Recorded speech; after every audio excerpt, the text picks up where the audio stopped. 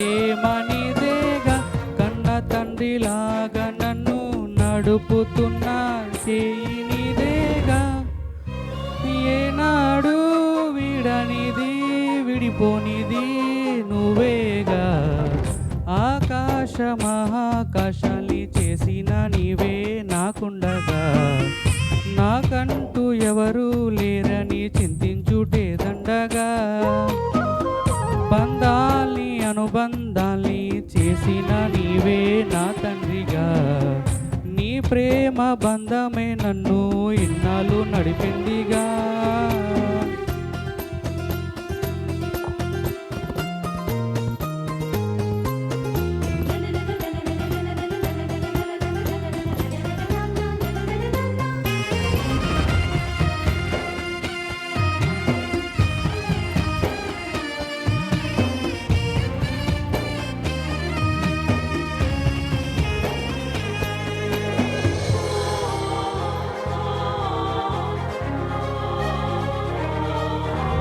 కలిగించి నన్ను కరుణించి నాకు కాయాన్ని నిర్మించి పంపావు కలనన్నావు కలత వలదన్నావు ఆయుష్కాలాన్ని ఇచ్చి దీవించావు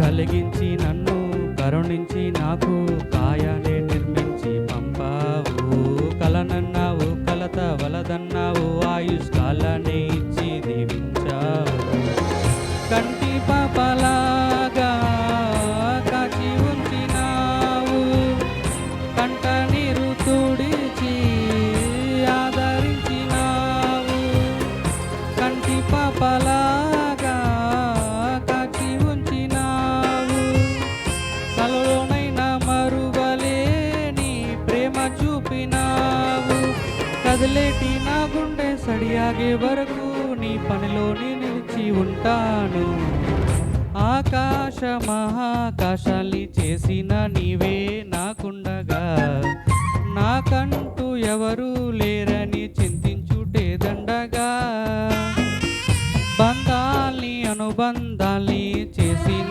నీవే నా తండ్రిగా నీ ప్రేమ బంధమే నన్ను ఇన్నాళ్ళు నడిపిందిగా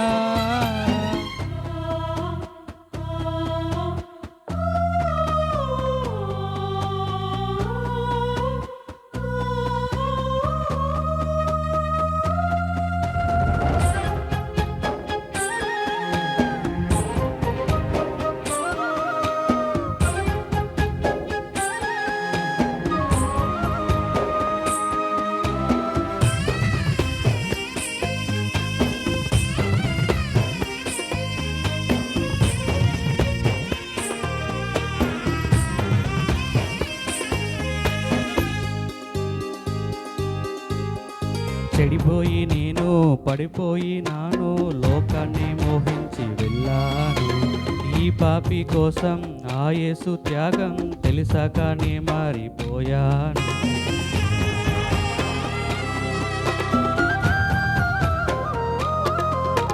చెడిపోయి నేను పడిపోయినాను లోకాన్ని మోహించి వెళ్ళాను ఈ పాపి కోసం ఆ యేసు త్యాగం తెలిసాకనే మారిపోయాను చూసి లోక వేషం మోసపోయినాను మోయలేని పాపం మూటగట్టినాను నా రహస్య పాపం ఒప్పుకుంటున్నాను కనికరించి బ్రోవమంటూ వేడుకుంటున్నాను మితిలేని నీ ప్రేమ ప్రకటించే పనిలో ప్రాణాలైనా ఇచ్చుకుంటాను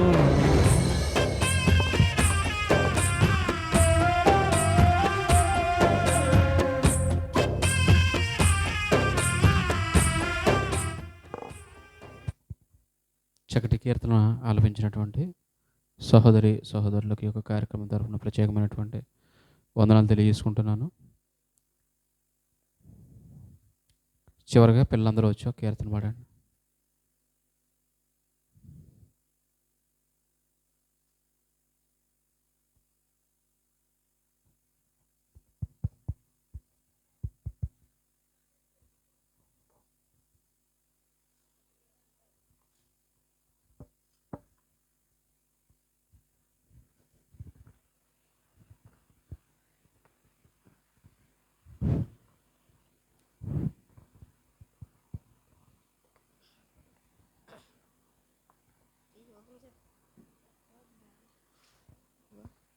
అందరికీ వందములండి. సాంగ్ పాడుకుందాం. ఆకారములో చిన్నవి చీమలు బ్రతుకుటలో బహు జ్ఞానులు. ఆకారములో చిన్నవి చీమలు బ్రతుకుటలో బహు జ్ఞానులు.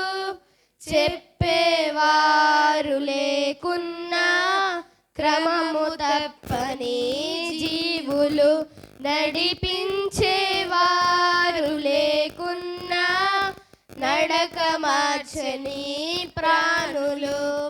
సోమరి రామరి చీమల యొద్దకు దేవునిలో నీతిగా నీ బ్రతుకే సాగుటకు.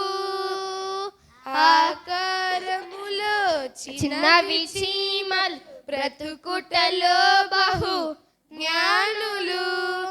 బలమైన సర్పమునైన ఐక్యతతో అవి చంపును. కలసి ఉంటే ఎంత మేలో పాఠమునే అవి నేర్పును. బలమైన సర్పమునైన ఐక్యతతో అవి చంపును. కలసి ఉంటే ఎంత మేలో పాఠమునే అవి నేర్పును. సాతానుని ఎదిరించే క్రైస్తవులారా, సర్వాంగ కవచమును మీరు ధరించినారా?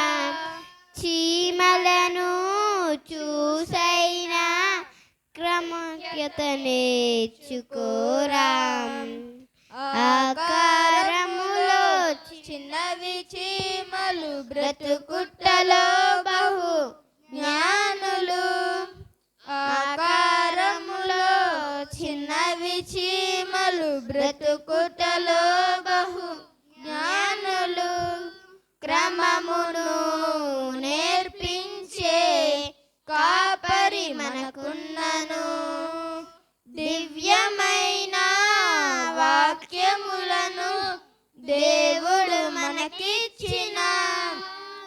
క్రమమును నేర్పించే కాపరి మనకున్నను.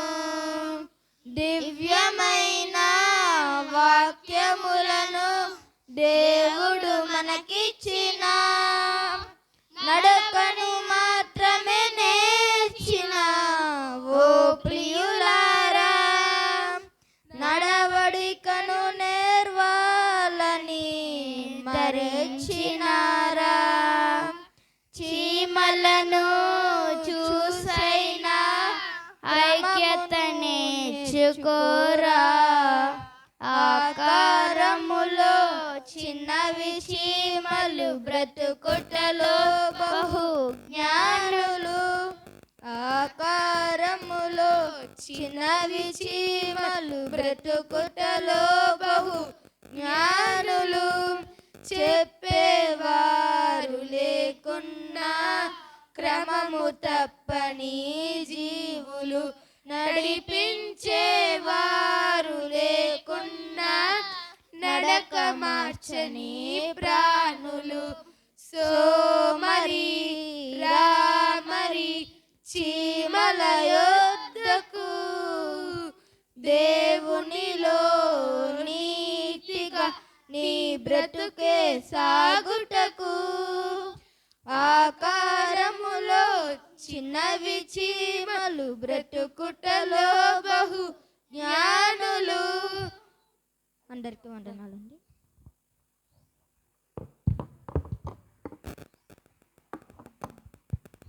హలో, ఈ సమయంలో వాక్యపట్నం చదువుకుందాం. వాక్యం చదవలసిందిగా ఒకరిని ప్రేమతో కోరుతున్నాను.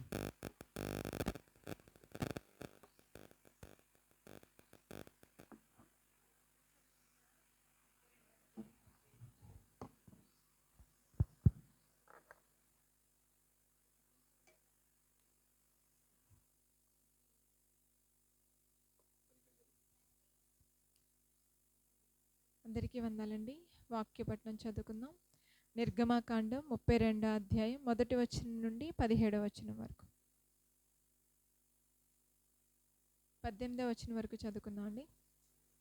మోషే కొండ దిగకుండా తడువు చేయుట ప్రజలు చూచినప్పుడు ఆ ప్రజలు అహరోను నొద్దకు కూడి వచ్చి, లెమ్ము, మా ముందర నడుచుటకు ఒక దేవతను మా కొరకు చేయుము. ఐగుప్తులో నుండి మమ్మను రప్పించిన ఆ మోషే అనువాడు ఏమాయనో మాకు తెలియదని అతనితో చెప్పిరి. అందుకు అహరోను, మీ భార్యలకు, మీ కుమారులకు, మీ కుమార్తెలకు చెవులున్న బంగారు పోగులను తీసి నా యొద్దకు తెండని వారితో చెప్పగా, ప్రజలందరూ తమ చెవులనున్న బంగారు పోగులను తీసి అహరోను నొద్దకు తెచ్చిరి. అతడు వారి యొద్ద వాటిని తీసుకొని పోగరుతో రూపమును ఏర్పరిచి దానిని పోతపోసిన దూడగా చేశాను. అప్పుడు వారు, ఓ ఇశ్రాయేలు, ఐగుప్తు దేశములో నుండి నిన్ను రప్పించిన నీ దేవుడు ఇదే అనిరి. అహరోను అది చూచి దాని ఎదుట ఒక బలిపీఠము కట్టించెను. మరియు అహరోను, రేపు యెహోవాకు పండుగ జరుగునని చాటింపగా, మరునాడు వారు ఉదయమున లేచి దహన బలులను సమాధాన బలులను అర్పించిరి. అప్పుడు జనులు తినుటకును త్రాగుటకును కూర్చుండి ఆడుటకు లేచిరి. కాగా యెహోవా మోషేతో ఇట్లనెను, నీవు దిగి వెళ్ళుము. ఐగుప్తు దేశమును నుండి నీవు రప్పించిన నీ ప్రజలు చెడిపోయిరి. నేను వారికి నియమించిన త్రోవ నుండి త్వరగా తొలగిపోయి తమ కొరకు పోతపోసిన దూడను చేసుకుని దానికి సాగిలపడి బలి నర్పించి, ఓయి ఇశ్రాయేలు, ఐగుప్తు దేశము నుండి నిన్ను రప్పించిన నీ దేవుడు ఇదే అని చెప్పుకొనిరనెను. మరియు యెహోవా ఇట్లనెను, నేను ఈ ప్రజలను చూచియున్నాను. ఇదిగో, వారు లోబడనొల్లని ప్రజలు. కావున నీవు ఊరకుండుము. నా కోపము వారి మీద మండును. నేను వారిని కాల్చివేసి నిన్ను గొప్ప జనముగా చేసేదనని మోషేతో చెప్పగా, మోషే తన దేవుడైన యెహోవాను బతిమాలుకొని, యెహోవా, నీవు మహాశక్తి వలన బాహుబలము వలన ఐగుప్తు దేశములో నుండి రప్పించిన నీ ప్రజల మీద నీ కోపము మండనేలా? ఆయన కొండలలో వారిని చంపునట్లును భూమి మీద నుండి వారిని నశింపచేయునట్లును కీడు కొరకే వారిని తీసుకొని పోయినని ఐగుప్తీయులు ఎలా చెప్పుకొనవలెను? నీ కోపాగ్ని నుండి మల్లుకొని నీవు నీ ప్రజలకు ఈ కీడు చేయక దాని గూర్చి సంతాపపడుము.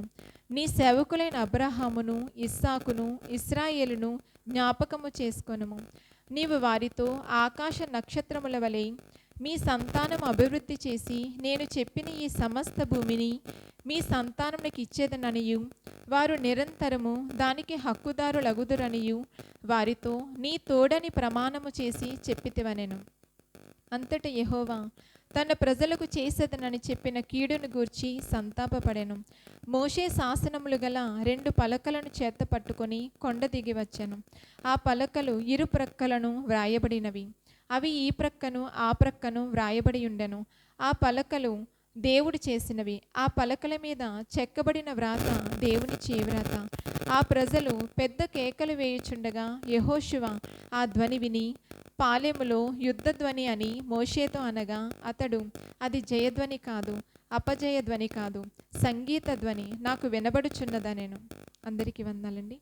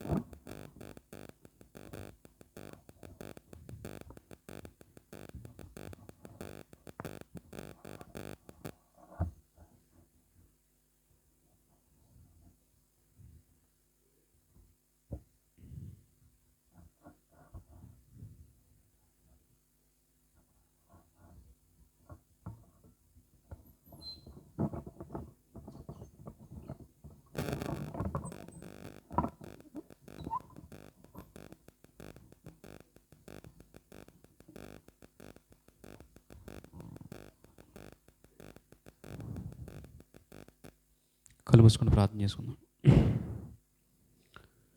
మహాగణుడ, మహోన్నతుడ, సర్వాధికారి, సర్వసృష్టికి కారణముద్ద మక్కన తండ్రి, మీ ఘనమైన శ్రేష్టమైన నామానికి తండ్రి స్తుతులు స్తోత్రములు చెల్లించుకుంటున్నాం దేవా.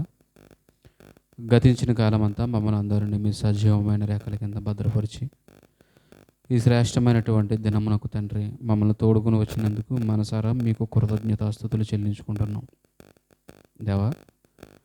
ఈ యొక్క పునరుత్థాన దినములో నీ సన్నిధిలో చేరుకుని మిమ్మల్ని స్తుతించడానికి మీరు అనుగ్రహించినటువంటి మీ భాగ్యమును నాయన మాకు అనుగ్రహించినందుకు తండ్రి దేవా నీకు కృతజ్ఞతాస్తుతులు చెల్లించుకుంటున్నాం నాయన. ఇప్పటి వరకు ప్రార్థనల ద్వారా నీ నామాన్ని కీర్తించడం ద్వారా చదవబడినటువంటి లేఖన భాగం ద్వారా మీరే మహిమ పొందరని నమ్ముతూ శ్రేష్టమైనటువంటి మీ వాక్య ధ్యానంలోనికి వెళుతుండగా మాకు మీ యొక్క సహాయము దయచేయండి. మమ్మల్ని మీరు జ్ఞాపకం చేసుకుని తండ్రి, ఈ విలువైన సమయంలో మీరు మాతో మాట్లాడండి, నన్ను బలపరచండి తండ్రి. ఇక్కడ నిలవబడేటువంటి శక్తిని, నీ మాటలు చెప్పగలిగేటువంటి సామర్థ్యాన్ని, నీ ఆత్మ సహాయమును తండ్రి నాకు అనుగ్రహింపజేసి మా అందరితో మీరే మాట్లాడమని అడుగుతున్నాం దేవా. ఈ కాలమంతా నాయన మనుషులతో తండ్రి మేము మాట్లాడుకున్నాం, అనేకమైనటువంటి మాటలు మేము మాట్లాడుకున్నాం తండ్రి దేవా. పరమ తండ్రి అయినటువంటి నీ మాటలు నాయన ఈ సమయంలో తండ్రి నాయన మీరు మాట్లాడమని మేము వేడుకుంటున్నాం దేవా. ఈ వారం రోజులు మేము మాట్లాడుకున్నటువంటి మాటలు వ్యర్థం తండ్రి దేవా. ఈ సమయంలో నీవు మాట్లాడబోయేటువంటి మాటలు తండ్రి నాయన మా జీవితాలకు అవసరం దేవా. కృపతో జ్ఞాపకం చేసుకోండి నాయన, దయతో మాతో మాట్లాడండి నాయన దేవా. అల్పులమైనటువంటి మమ్మల్ని మీరు జ్ఞాపకం చేసుకోండి దేవా. మీ సన్నిధిలో ఉన్నాం దేవా నాయన, మీరు మాట్లాడమని మిమ్మల్ని బ్రతిమలాడుకుంటూ నాయన నీ ఉన్నతమైనటువంటి ఆలోచనల కొరకు మేము కనిపెట్టుకుంటూ తండ్రి నీ యందు భయభక్తులు కలిగి నడుచుకోగలిగేటువంటి భాగ్యమును దయచేయండి. ప్రపంచం మీదకి ఎప్పుడు ఏ విపత్తు వచ్చి పడుతుందో నాయన తెలియనటువంటి పరిస్థితుల్లో మేము బ్రతుకుతూ నాయన మా జీవితాలను నాయన ఎప్పుడు ముగింపబడతాయో అర్థం కానటువంటి పరిస్థితుల్లో ఉన్నాం నాయన. నీ మాటలను బట్టి మా జీవితాన్ని సిద్ధపరచుకోగలిగేటువంటి భాగ్యమును దయచేయండి. మీరు ఏదైతే మా నుండి కోరుకుంటున్నారో నాయన దానిని మేము మా జీవితాల ద్వారా చూపించగలిగేటువంటి సహాయమును మాకు దయచేయమని కోరుకుంటూ నీ మాటలను బట్టి తండ్రి మన ప్రవర్తనను దిద్దుకుని నాయన నీ రాజ్యానికి సిద్ధపడే పౌరులుగా మేమందరము ఉండగలుగునట్లుగా సంఘమును మీరు జ్ఞాపకం చేసుకుని బలపరచమని ఘనమత మహిమ ప్రభావములు మీకు మాత్రమే చెల్లించుకుంటూ మీ కుమారుడైనటువంటి క్రీస్తు వారి నామములో ప్రార్థన వేడుకొనుచున్నాం పరమ తండ్రి, ఆమేన్. ఈ ఆదివారపు ఆరాధనలో భాగంగా కూడి వచ్చినటువంటి మీ అందరికీ మన ప్రభువు రక్షకుడైనటువంటి క్రీస్తు వారి నామములో మొదటిగా వందనాలు తెలియజేసుకుంటున్నాను.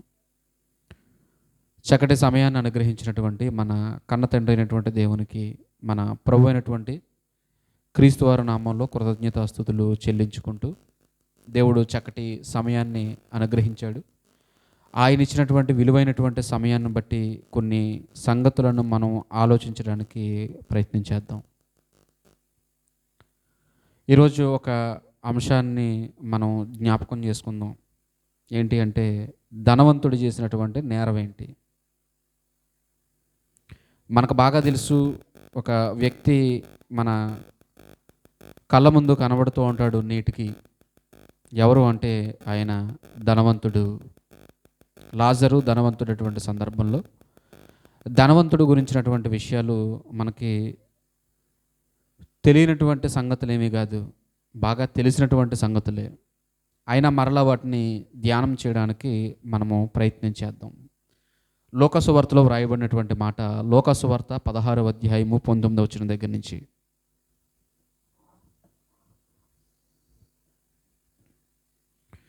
లోకసువార్త 16వ అధ్యాయము 19వ వచనం దగ్గర నుంచి రాయబడినటువంటి మాటను మనం ఆలోచన చేద్దాం.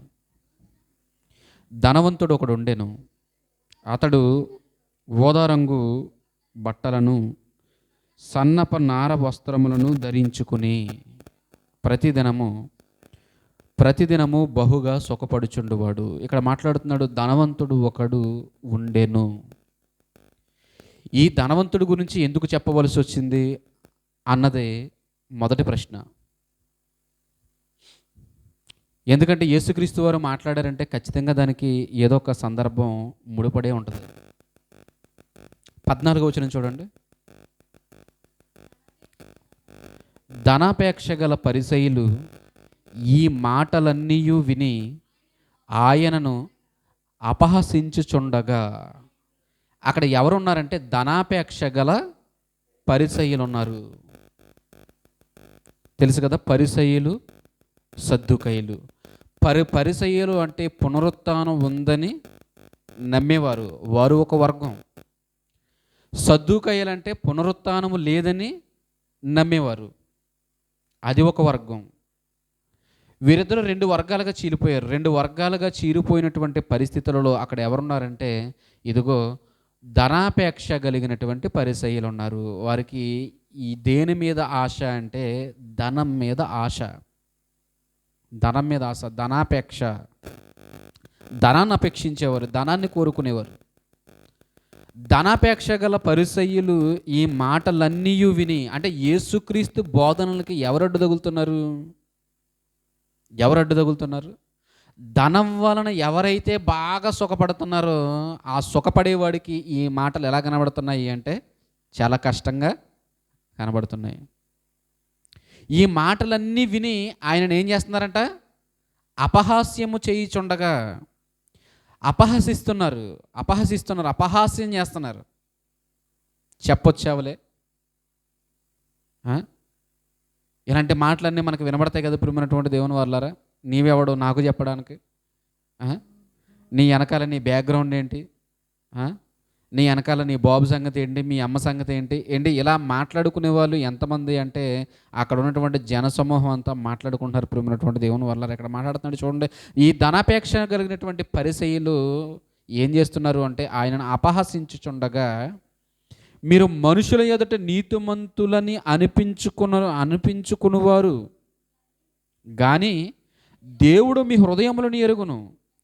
మనుషులలో ఘనముగా ఎంచబడినది దేవుని దృష్టికి అసహ్యము. మనుషులలో ఘనముగా ఏది ఎంచబడుతుంది? 500 నోటు కింద పడగానే ఏం చేస్తాడో తీసుకుని 2 కొళ్ళకి అద్దుకుంటాడు. మన జేబులోంచి డబ్బులు జారిపోయినాయి, కింద పడ్డాయి. ఒక ఆయన అంటున్నాడు, కళ్ళకు దండం పెట్టుకుంటున్నాడు. దండం పెట్టుకోవయ్యా అంటున్నాడు. అదేమన్నా దేవుడా? దాని గురించి చెప్తున్నాడు చూడండి ప్రియమైనటువంటి దేవుని వల్ల. మనుషులలో ఘనమైందేంటి? డబ్బు, ధనం ఘనమైనది. మనుషులలో ఘనమైనది దేవుని దృష్టికి ఎలా కనబడుతుంది? ఛీ. బాత్రూమ్కి వెళ్ళినప్పుడు ఆ రోతను చూసి మనకి ఏమనిపిస్తుంది? ఛీ, అసహ్యం. దాని గురించి మాట్లాడడానికి కూడా మనం ఇష్టపడం. అది అసహ్యం అంటే. మనుషులు ధనాన్ని గొప్పగా ఎంచుతున్నారు, కానీ దేవుడు దాన్ని, అది నేను చేసినటువంటి ఒక వస్తువురా, ఒక లోహంరా, ఒక రాయిరా, ఒక ఇనుమురా, ఒక కాగితంరా అంటున్నాడు దేవుడు. మనుషుడు దానికి ఇచ్చేటువంటి విలువ ఎలా ఉంటుందంటే అది గొప్పగా దాన్ని భావిస్తున్నాడు, కానీ దేవుడు దాన్ని ఎలా చూస్తున్నాడంటే అసహ్యమైన దానిగా చూస్తున్నాడు. మరి ఇదంతా చెప్పిన తర్వాత ఎవడో ఒకటి గురించి చెప్పాలి కదండి, మనకు అర్థం కావాలంటేనే. అంటే ఏదో ఎగ్జాంపుల్ ఉండాలి లేదా? ఇంకా చూడండి, ఇంకా చెప్తున్నాడు. యోహాను కాలము వరకు ధర్మశాస్త్రమును ప్రవక్తలను ఉండిరి. అప్పటి నుండి దేవుని రాజ్య సువార్త ప్రకటింపబడుచున్నది. ప్రతివాడును ఆ రాజ్యములో బలవంతముగా జొరబడుచున్నారు. ధర్మశాస్త్రములో ఒక పొల్లైనను తప్పిపోవుట కంటే ఆకాశమును భూమియు గతించిపోవుట సులభము. తన భార్యను విడనాడి మరి ఒకతను వివాహం చేసుకునేవాడు వ్యభిచరించుచున్నాడు, భర్తను విడిచిన దానిని వివాహం చేసుకునేవాడు వ్యభిచరించుచున్నాడు. దీని అంతటికీ కారణం ఏంటి అంటే డబ్బే మూలం. అంతటికీ కారణం ఏంటి? డబ్బే, ధనమే. ఈ ధనాపేక్ష కలిగినటువంటి పరిసయ్యులు యేసుక్రీస్తును అపహసిస్తున్నారు. నువ్వమ్మ ధనం వద్దని చెబుతున్నావు, ధనం లేకపోతే ఈ ప్రపంచంలో ఏదుంది? డబ్బుంటే కొండ మీద కోతినైనా దింపచ్చు. లేదు ప్రియమైనటువంటి దేవుని వల్లరా, లేదు. అన్నిటికీ ధనాన్ని ముడిపట్టలేం. మన అవసరాలకి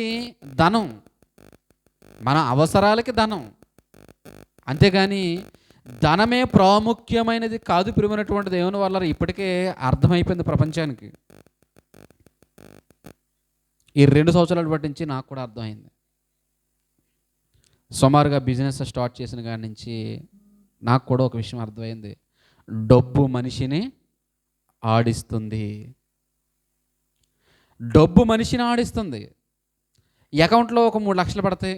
3 లక్షలు పడిన తర్వాత అదంతా మనదే అనిపిస్తుంది. కానీ ఎవరికి వారికి సర్దేబోతులకి చివరికి వచ్చేసరికి మినిమం బ్యాలెన్స్ కూడా అందులో మిగలదు. మినిమం బ్యాలెన్స్ కూడా అది నేను ట్రాన్స్ఫర్ చేసిన తర్వాత వేరొకరి దగ్గరికి వెళ్తుంది. ఆడి దగ్గర ఉంటుందా అంటే ఆడి దగ్గర కూడా ఉండదు, వాడి దగ్గర కూడా ఉండదు.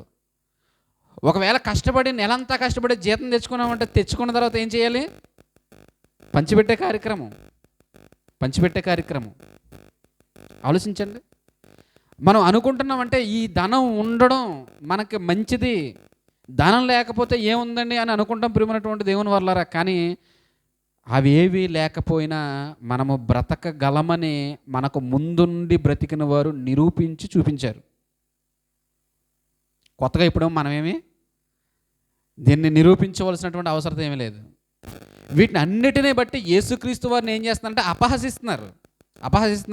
ఇంతకీ యేసుక్రీస్తు దగ్గర ఏముంది అంటే యేసుక్రీస్తు దగ్గర ఏం లేదు, ఆయన మాటలు తప్ప, ఆయనకి దేవుడిచ్చిన శరీరం తప్ప, ఆయన మాటలు తప్ప యేసుక్రీస్తు దగ్గర ఏమీ లేదు. యేసుక్రీస్తు దగ్గర. పొన్ను కట్టమంటే వెళ్ళి శిష్యుని ఏం చేయమన్నాడు? నువ్వు చేపకి గేలం వెయ్యి, ఆ చిక్కిన చేప నోటిలో షెకేలు ఉంటుంది, నీకొక 1/2 షెకేలు నాకొక 1/2 షెకేలు తెచ్చి పన్ను కట్టు అన్నాడు శిష్యుని. అంటే యేసుక్రీస్తు దగ్గర ఏం లేదు? డబ్బు లేదు. ఇప్పుడు ఇవన్నీ చూసిన తర్వాత ఆయన దైనందిన జీవితాన్ని చూసిన తర్వాత ఆయన్ని ఎలా హేళన చేస్తున్నారు? ఒరే నీ దగ్గర ఏమీ లేదురా, నీ దగ్గర అసలు నువ్వు ధనవంతుడు కాదురా అని, డబ్బు విలువ నీకేం తెలుసు అని ధనాపేక్ష కలిగినటువంటి పరిశీలు అందరూ కూడా ఆయనని అపహాస్యం చేయుచుండగా అప్పుడు విప్పుతున్నాడు ప్రియమైనటువంటి దేవుని వల్లరా ఒకడి చరిత్ర అప్పుడు విప్పుతున్నాడు. ఎవరో చూడండి 19వ వచనంలో ఈ ధనవంతుడు ఉదాంతాన్ని చెప్పడానికి అక్కడ ఒక రీజన్ ఉంది ప్రియమైనటువంటి దేవుని వల్లరా. ధనాపేక్ష కలిగినటువంటి పరిసయ్యుల నోరు మూయించాలి. భూమి మీద మాకు డబ్బు ఉంది, దేనికి లోటు లేదనుకున్నటువంటి ఈ సమాజానికి ఒక కనువిప్పు ఏంటో తెలుసా? ధనవంతుడు ఒకడు ఉండేను. కథ కాదిది, యథార్థ గాథ ప్రియమైనటువంటి దేవుని వల్లరా. ఈ యథార్థ గాథ ఇక్కడ జరుగుతున్నటువంటి గాథ కాదు ప్రియమైనటువంటి దేవుని వల్లరా. ఇదిగో చనిపోయిన వారు ఉండేటువంటి లోకములో, పాతాళ లోకములో మనుషులకి అర్థం కానిటువంటి భాషలో మాట్లాడుతూ ఉంటారు. అక్కడికి వెళ్ళిన తర్వాత భాషా శైలి మారిపోతుంది. ఆంధ్రప్రదేశ్లో ఉంటే తెలుగు మాట్లాడతాము, కేరళలో ఉంటే అక్కడ ఉన్నటువంటి లాంగ్వేజ్ మాట్లాడతాము, తమిళనాడుకి వెళ్ళామనుకోండి తమిళ మాట్లాడతాము, కన్నడ వెళ్ళామనుకోండి కర్ణాటక వెళ్ళామనుకోండి కన్నడ మాట్లాడతాము. చూడండి పిల్లలు ఎంత స్పీడ్గా చెప్తున్నారు. ముంబై వెళ్ళామనుకోండి హిందీ మాట్లాడతాం, మరాఠీ, హిందీ. మనిషి చనిపోయిన తర్వాత దేహాన్ని ఇక్కడ మట్టిలో పూడ్చిన తర్వాత ఇప్పుడు పాతాళ లోకం వెళ్ళామనుకోండి, అక్కడ ఏ భాషలో మాట్లాడతారు? అక్కడ లాంగ్వేజ్ ఏంటి? అక్కడ ఏ లాంగ్వేజ్? ఆత్మల భాష. ప్రేమైనటువంటి దేవుని వల్ల ఆత్మల భాష. ఆ భాష ఎవరికి తెలియదు. అక్కడ ఉన్నటువంటి సంగతులను ఇక్కడ ఉన్నటువంటి మనుషులకు చెప్పడానికి ఒక ఆయన కష్టపడి మనల్ని ప్రేమించి మనకి మాటలు చెబుతున్నాడు. ప్రేమైనటువంటి దేవుని వల్ల ఇది ప్రేమ అంటే. లోకం కానీ లోకంలో జరుగుతున్నటువంటి సంగతులు మనల్ని ప్రేమించి, ఒరే మీరు చచ్చిపోతే ఆ ప్రదేశానికి వెళతారా, జాగ్రత్తరా, ఆ భాష మీకు తెలియదురా, మీకు నేను చెబుతున్నాను రా, అర్థం చేసుకోండి అని యేసుక్రీస్తు ప్రభుల వారు ఎవరిని గురించి జ్ఞాపకం చేస్తున్నాడంటే ఒక వ్యక్తి యొక్క ఉదాంతాన్ని జ్ఞాపకం చేస్తున్నాడు. ఆయన ఎవరు అంటే ధనవంతుడు. ధనవంతుడు. ఈ ధనవంతులందరూ తెలుసుకోవలసినటువంటి ధనవంతుడేనా? ధనం మీద అపేక్ష కలిగినటువంటి వారందరూ తెలుసుకోవలసినటువంటి ధనవంతుడు. ధనవంతుడు ధనవంతుడు ఒకడు ఉండెను. ఇది చరిత్ర, ఇది కథ కాదు, ఇది చరిత్ర. మన వారు క్రిస్మస్కి ఏండి నాటికలు వేసి దానిని ఎలా మార్చారంటే ఒక కథ కింద మార్చారు. ప్రేమైనటువంటి దేవుని వల్ల ఇది కథ కాదు, ఇది ఒక యథార్థ సంఘటన. యథార్థ సంఘటన. ధనవంతుడు ఒకడు ఉండెను. ఈ మాట చూడండి ఎంత స్థిరంగా కనబడుతుందో. ఈ మాట ఎలా కనబడుతుంది? ఈ మాట అవును అన్నట్టుగా, కాదు అన్నట్టుగా, ఏమైనా తటస్థంగా కనబడుతుందా, లేదంటే ఖచ్చితంగా అని మనకు అనిపిస్తుందా? ఒకసారి ఆలోచించండి. ఒకడు ఉండెను. ఉండెను అన్నాడంటే ఖచ్చితంగా ఉన్నాడు. బైబిల్లో మాటలన్నీ అలాగే ఉంటాయి. నమ్ము బాప్తిస్మము పొందినవాడు నమ్మని వానికి శిక్ష విధింపబడుతుందేమో. ఉండదు, ఇంకా అలాంటివి ఉండవు. ఇంకా ఆయన చెప్తున్నాడు, కాన్ఫిడెంట్గా చెప్తున్నాడు. కాన్ఫిడెంట్గా చెప్తున్నాడు. దాని అర్థం ఏంటో తెలుసా? ఇప్పుడు ఈ మాటల్ని బలంగా నమ్మవలసింది ఎవరు? మనమే. ప్రియమైనటువంటి దేవుని వల్ల మనమే. ధనవంతుడు ఒకడు ఉండెను. అతడు ఊదా రంగు బట్టలు కట్టుకున్నాడంట. ఆ బట్టలు కూడా ఎలాంటి బట్టలు అంట? కలర్ చెబుతున్నాడు, క్వాలిటీ చెప్తున్నాడు. ఏంటి ఇవన్నీ ఒక వ్యక్తిని గురించి పరిచయం చేస్తున్నాడు అంటే దాని అర్థం ఏంటి? ప్రియమైనటువంటి దేవుని వాళ్ళారా, దాని అర్థం ఏంటి? ఆలోచించండి. ఇది జ్ఞాపకం చేయడానికి ఇంకా కొంచెం ముందుకెళ్తాను నేను. ఇంకా ముందుకెళ్ళి అసలు ఈ ధనవంతుడు ఎవరు అంటే, ఈ ధనవంతుడు ఎవరు అని మనం చూడగలిగితే సహజంగా మనకి తెలిసినటువంటి సమాధానం ఏంటి అంటే, ఈ ధనవంతుడు ఎవరో కాదు, ఈ ధనవంతుడు ఇశ్రాయేలీయుడే. ఇశ్రాయేలీయుడే. 24వ వచనం చూడండి. 24వ వచనం. తండ్రివైన అబ్రహామా అంటే అబ్రహాముని తండ్రి అని పిలుస్తున్నాడు. దాని అర్థం ఏంటి?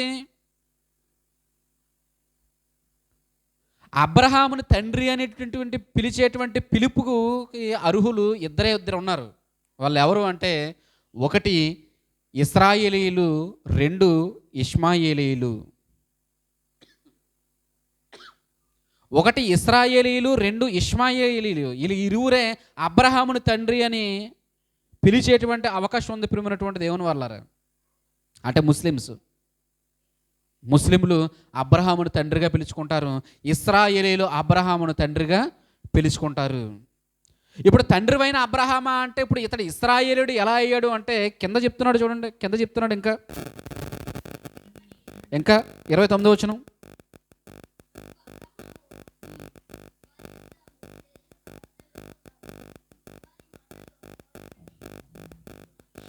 వారి యొద్ద అంటే ఎవరున్నారు? మోషే ఉన్నాడు అంటే దాని అర్థం ఏంటో తెలుసా? ప్రియమైనటువంటి దేవుని వల్ల ఇతడు కూడా ఎవరు? ఇశ్రాయేలీయుడు. మోషే ఉన్నాడు, ప్రవక్తలు ఉన్నారు అంటే ఇది ఏ కాలం? అంటే మోషే ఉన్నటువంటి కాలము అంటే మోషే అప్పటికి ఎంత కాలంలో ఉన్నాడు అంటే సుమారుగా 1500 సంవత్సరాల కాలంలో ఉన్నాడు. ప్రియమైనటువంటి దేవుని వల్ల 1500 సంవత్సరాలు క్రితం జరిగినటువంటి సంఘటనను 1500 సంవత్సరాలు వచ్చినటువంటి యేసుక్రీస్తు వారు వివరిస్తున్నారు. ఇప్పుడు 19వ వచనం చదవండి. ఇప్పుడు 19వ వచనం చదవండి. ధనవంతుడు ఒకడు ఉండెను. 1500 సంవత్సరాల క్రితం ధనవంతుడు ఒకడు ఉండెను. అతడు ఓదా రంగు బట్టలు కట్టుకున్నాడంట. ఏంటి, 1500 సంవత్సరాలైనా దేన్ని మర్చిపోలేదు యేసుక్రీస్తు? కలర్ రంగు మర్చిపోలేదంట. ఇప్పుడు ఆలోచించండి ప్రియమైనటువంటి దేవుని వాళ్ళరా, ఈ మాట చదవగానే మనకి చెమటలు పట్టాలి ప్రియమైనటువంటి దేవుని వాళ్ళరా. ఈ మాట చదవగానే మనకు చెమటలు పట్టాలి. ఎందుకో తెలుసా? 1500 సంవత్సరాల క్రితం ఉన్నటువంటి ఒక వ్యక్తి, ఎక్కడో పుట్టి చనిపోయినటువంటి ఒక వ్యక్తి యొక్క హిస్టరీ చెప్తున్నాడంటే ప్రియమైనటువంటి దేవుని వాళ్ళరా, ఈరోజు మన జీవితాలను ఆయన మర్చిపోతాడంటారా?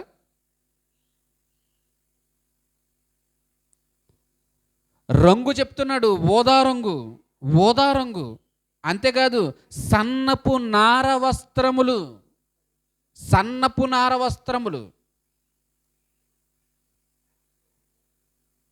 అంటే ఆ చొక్కా దేనితో నెయ్యబడిందో కూడా దాని క్వాలిటీ చెప్తున్నాడంటే ఏంటి ప్రియమైనటువంటి దేవుని వాళ్ళారా?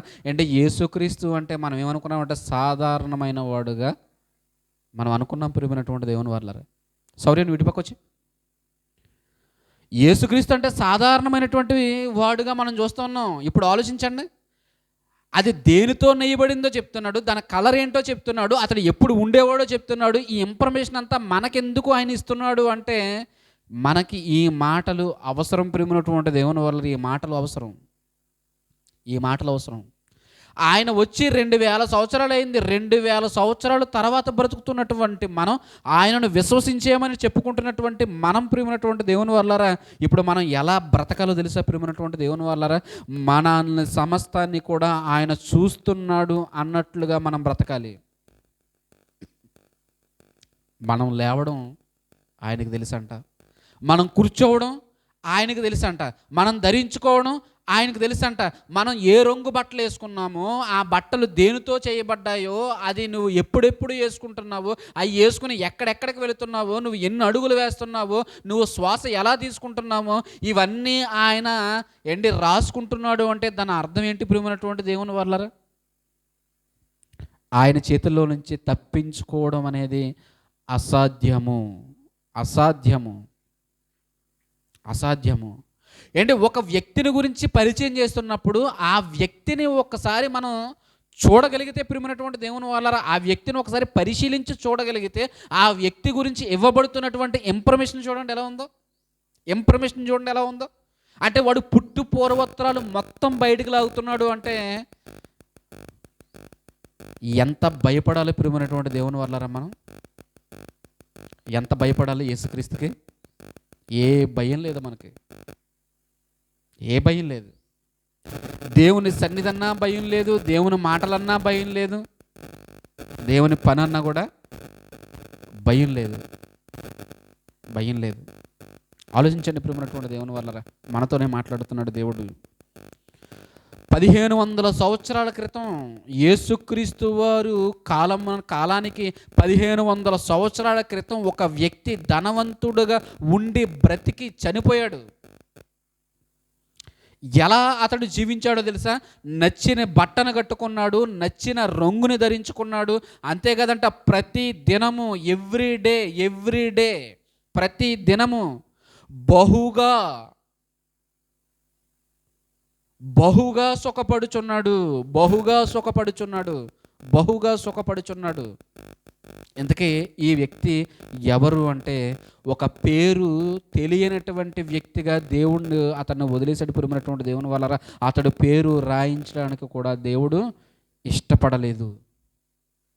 అతని పేరు చెప్పడానికి కూడా దేవుడు ఇష్టపడలేదు అంటే ఒకసారి ఆలోచించండి ప్రియమైనటువంటి దేవుని వల్ల. ఆలోచించండి. ధనవంతుడుగానే అతన్ని ఇంట్రడ్యూస్ చేస్తున్నాడు, అతను పరిచయం చేస్తున్నాడు, కానీ అతని పేరును చెప్పడానికి దేవుడు ఇష్టపడలేదు ప్రియమైనటువంటి దేవుని వాళ్ళరా. ఏమైనా మన గురించి ఏమైనా మాట్లాడడానికి ఆయన ఇష్టపడతారంటారా? మన గురించి ఏమైనా చెప్పడానికి, దేవుడు మన పేరు మాట్లాడడానికి ఏంటి మాట్లాడుకునేంత సీన్ మన జీవితంలో ఏమైనా ఉందా ప్రియమైనటువంటి దేవుని వర్లారా? లేదా? అయితే ఎందుకు ఈ జీవితం? ఆయన అదే చెప్తున్నాడు. ఈ ధనవంతుని గురించి పరిచయం చేస్తూ, ఈ ధనవంతుని గురించి చెప్తూ, ధనవంతుని గురించి ఆయన గురించి వివరిస్తూ చెప్తున్నాడు ప్రియమైనటువంటి దేవుని వాళ్ళారా. ఏమని చెప్తున్నాడు అంటే 22వ వచనం చూడండి ప్రియమైనటువంటి దేవుని వాళ్ళారా. ధనవంతుడు కూడా చనిపోయి పాతి పెట్టబడెను. ధనవంతుడు కూడా చనిపోయి పాతి పెట్టబడిన తర్వాత ఏం జరిగింది? అప్పుడు అతడు పాతాళంలో బాధపడుచు కన్ను మూసాడు, కళ్ళు తెరిచేలోపు ఎక్కడ ఉన్నాడు? మళ్ళీనే పాతాళ లోకంలో ఉన్నాడు. ఎక్కడ కళ్ళు మూసాడు అంటే కళ్ళు ఎక్కడ తెరుస్తాడు? మళ్ళీనే పాతాళ లోకంలో. ప్రియమైనటువంటి దేవుని వర్లారా, మరణం ఒక మనిషి దగ్గరకు వస్తున్నప్పుడు, మనిషి ఆ మరణం పేరు చెప్పుకొని మాయమైపోతున్నప్పుడు, ఈ లోకాన్ని విడిచి వెళుతున్నప్పుడు ఏంటి ఎక్కడికి వెళ్ళాడో తెలియదు అన్నట్లుగా ఈ ప్రపంచం చూస్తుంది ప్రియమైనటువంటి దేవుని వర్లారా. ఎక్కడికి వెళ్ళాడో లేడేమో, ఏదైనా రూపంలోనికి మారిపోయాడో అన్నట్లుగా ఈ ప్రపంచం చూస్తున్నప్పుడు ఏంటి సరైనటువంటి వివరణ ఎవరిస్తున్నారు అంటే ప్రభువు అయినటువంటి యేసుక్రీస్తు వారు సరైనటువంటి వివరణ ఇస్తున్నటువంటి వాడుగా కనబడుతున్నాడు ప్రియమైనటువంటి దేవుని వర్లారా. ఇంక ఈ ప్రపంచంలో ఈ వివరణ ఎవరు ఇవ్వలేరు ప్రియమైనటువంటి దేవుని వాళ్ళారా. ఊహించి చెప్పొచ్చు, పలానా చోటకి వెళ్ళాడేమో, పలానా దానిగా మారాడేమో, పలానా గాలిలో ఉండిపోయాడేమో, దెయ్యంగా మారిపోయాడేమో అని చెప్పొచ్చు. కానీ అంటే ఒక వ్యక్తి చనిపోయిన తర్వాత సరాసరి ఎక్కడికి వెళ్ళాడు అనేటువంటి విషయాన్ని క్షుణ్ణంగా మనిషికి అర్థమయ్యే విధంగా నిజాన్ని మాట్లాడినటువంటి వ్యక్తి ఎవరైనా ఉన్నారు అంటే ఆయన ఎవరు? యేసుక్రీస్తు. ధనవంతుడు చనిపోయి పాతి పెట్టబడ్డాడు. ఎక్కడ పాతి పెట్టబడినది ఏంటి అంటే శరీరము. కానీ ఆత్మ ఎక్కడికి వెళ్ళిపోయింది? పాతాళ లోకానికి వెళ్ళిపోయింది. ఆ పాతాళ లోకములో ఎక్కడికి వెళ్ళిపోయిందో తెలుసా? ఆ పాతాళ లోకములో వేదన పొందేటువంటి స్థలానికి వెళ్ళిపోయింది. 23వ వచనంలో చెప్తున్నాడు చూడండి. అప్పుడు అతడు పాతాళములో బాధపడుచు కన్నులెత్తి అబ్రహామును, దూరము నుండి అబ్రహామును అతని రొమ్మున ఆనుకుని ఉన్న లాజరును చూచి, అంటే ఏం కలిగింది అంటే బాధ కలిగింది. ఎక్కడికి వెళ్ళాడు అంటే బాధను అనుభవించే స్థలానికి వెళ్ళాడు. ఇంతకీ ఎందుకు వెళ్ళాడు? కారణం ఏంటి? నచ్చిన రంగు కట్టుకోవడం నేరమా అంటే కాదు ప్రియమైనటువంటి దేవుని వర్లారా. నచ్చిన బట్ట, మంచి నూలుతో నేసినటువంటి బట్టను కట్టుకోవడం నేరమా అంటే కాదు ప్రియమైనటువంటి దేవుని వర్లారా. కాదు, నేరమేమీ కాదు. మరి సుఖపడడం నేరమా అంటే అది కూడా నేరం కాదు ప్రియమైనటువంటి దేవుని వర్లారా. అది కూడా నేరం కాదు. మరి ఏంటి? ధనవంతుడు ఏం చేశాడు? అతడు ఎటువంటి పరిస్థితుల్లో ఉండి వీటిని అనుభవించాడో తెలిస్తే ప్రియమైనటువంటి దేవుని వర్లారా, తెలిస్తే ఆ ధనవంతుని జీవితం మన కళ్ళ ముందు ఇట్టే కనబడుతుంది ప్రియమైనటువంటి దేవుని వర్లారా. ఇందాకే మనం ఆలోచించాం, ఇంత వేదన పడుతున్నటువంటి వ్యక్తి ఎవరి సహాయాన్ని కోరుకున్నాడు అంటే లాజరు సహాయాన్ని కోరుకున్నాడు. లాజరు సహాయాన్ని కోరుకుని తండ్రివైన అబ్రహామా లాజరు నా దగ్గరికి పంపించు అని అడిగాడు. కానీ అబ్రహాము కుదరదు అన్నాడు ప్రియమైనటువంటి దేవుని వర్లారా. కుదరదు అని ఏం చెప్తున్నాడు అంటే 29వ వచనం చూడండి. 29వ వచనం. అందుకు అబ్రహాము, వారి యొద్ద మోషేయు ప్రవక్తలు ఉన్నారు. అంటే మోషేయు ప్రవక్తలు ఉన్నారు అంటే అది ఏ కాలము అంటే మోషే గారి కాలం. ఇప్పుడు మోషే గారి కాలంలో ఎవరున్నారు? ధనవంతుడు ఉన్నాడు. ఇప్పుడు మోషే గారి జీవితాన్ని చూస్తే ఒక 3 భాగాలుగా మనం విడగొట్టుకోవచ్చు. ఏంటి అంటే మొదటి 40 సంవత్సరాలు ఐగుప్తు దేశంలో ఉన్నాడు, రెండవ 40 సంవత్సరాలు మీద్యాను దేశంలో ఉన్నాడు, మూడవ 40 సంవత్సరాలు ఇశ్రాయేలుని కానాను దేశానికి ప్రయాణంలో నడిపిస్తున్నాడు. ఇప్పుడు మీరు ఆలోచించండి. ప్రియమైనటువంటి దేవుని వల్ల ఇతడు ఏ కాలానికి చెందినవాడు? అరణ్యంలోన సుఖాన్ని అనుభవించేటువంటి పరిస్థితులు లేవు. కానీ ఏ కాలానికి సంబంధించిన వాడంటే మోషే మొదటి 80 సంవత్సరాలు కాలానికి సంబంధించిన వాడుగా కనబడుతుంది మనకి. ఎవరితను? మోషే మొదటి 80 సంవత్సరాల కాలానికి సంబంధించిన వాడుగా ఇతను కనబడుతున్నాడు కదా. ప్రియమైనటువంటి దేవుని వల్ల ఇతను కనబడుతున్నాడు కదా. ఆలోచించండి ఒకసారి. అటువంటప్పుడు ఇశ్రాయేలీలందరూ ఎక్కడున్నారు? ప్రియమైనటువంటి దేవుని వల్లరా, ఇశ్రాయేలీలందరూ ఎక్కడున్నారు? ఫరో యొక్క బానిసత్వంలో నలిగిపోతున్నారు. ఇశ్రాయేలీలందరూ ఫరో బానిసత్వంలో నలిగిపోతున్నారు. ఫరో బానిసత్వంలో నలిగిపోతున్నటువంటి ఇశ్రాయేలీల మధ్య బ్రతుకుతున్నటువంటి ఈ ఇశ్రాయేలీయుడు ఏమనిపిస్తున్నాడు? ప్రతి దినము సుఖాన్ని అనుభవిస్తున్నాడు. అంటే మీరు ఆలోచించండి ప్రియమైనటువంటి దేవుని వాళ్ళారా. ఏమండి, అందరూ బానిసత్వంలో ఉంటే ఇతడు మాత్రము ఈ స్థితిలోనికి ఎలా వచ్చాడు? ధనవంతుడుగా ఎలా మారాడు?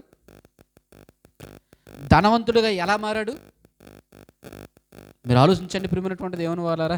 అంటే ఇతడు ధనవంతుడుగా మారడం అనేది ఇది కష్టపడి తెచ్చుకున్నటువంటి దేం కాదు ప్రియమైనటువంటి దేవుని వాళ్ళారా. దేవుడు ఒక నిర్ణయం తీసుకున్నాడంటే ఎంత న్యాయమైనటువంటి నిర్ణయం ఆయన తీసుకుంటాడో తెలుసా ప్రియమైనటువంటి దేవుని వాళ్ళారా. ఒక వ్యక్తిని పాతాళానికి పంపించాడు అంటే నిజంగా ఆ వ్యక్తి నిజంగా జీవితంలో ఎన్ని విషయాలలో అతడు తప్పు చేసి ఉంటాడో మనం అర్థం చేసుకోవాలి ప్రియమైనటువంటి దేవుని వాళ్ళారా. ఏదో చిన్న చిన్న విషయాలకి నరకంలో వేసి కాల్చేవాడు కాదు దేవుడు. అంటే చిన్న చిన్న విషయాలకి నరకంలో పడేసేవాడు కాదు దేవుడు. అంటేనే దేవుడు చూపించేటువంటి ఆ విషయం ఎలా ఉంటుందో అంటే ప్రియమైనటువంటి దేవుని వాళ్ళారా, ఎంత దారుణానికి ఒడుగట్టాడో అతని జీవితాన్ని పరిశీలిస్తే మనకు అర్థమవుతుంది ప్రియమైనటువంటి దేవుని వాళ్ళారా, మనకు అర్థమవుతుంది. మరి ఇశ్రాయేలీలందరూ బానిసత్వంలో ఉన్నారు, ఇశ్రాయేలీలందరూ చెరలో ఉన్నారు, ఇశ్రాయేలీలందరూ కఠినమైనటువంటి మట్టి పనిలోను పొలం పనిలోను ఐగుప్తీయులందరూ ఇశ్రాయేలును వాడుకుంటే ఈ వ్యక్తి మాత్రం ప్రతిదినము బహుగా సుఖపడుతున్నాడు. అంటే ఇతడు మార్గాన్ని ఎలా వేసుకున్నాడు అంటే అడ్డదారిలో వేసుకున్నాడు ప్రియమైనటువంటి దేవుని వాళ్ళారా. అడ్డదారిలో వెళ్ళాడు. మీరు ఆలోచించండి ప్రియమైనటువంటి దేవుని వాళ్ళారా. ఎక్కడి నుండి ఫరో సంస్థానములోనికి ధనవంతులు వెళ్ళారో ఒకసారి చూడగలిగితే ప్రియమైనటువంటి దేవుని వాళ్ళారా, ఇది మనం ముందుకు వెళదాం. ఆదికాండంలో రాయబడినటువంటి మాటను మనం చూద్దాం ప్రియమైనటువంటి దేవుని వాళ్ళారా. ఆదికాండము 47వ అధ్యాయము 6వ వచనము.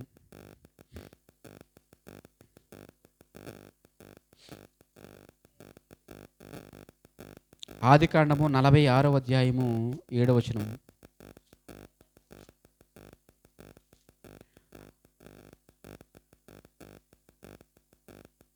ఆదికాండము 47వ అధ్యాయము 6వ వచనము. 47వ అధ్యాయము 6వ వచనము. 5వ వచనం దగ్గర నుంచి చూద్దాం. 5వ వచనం కూడా చదువుదాం.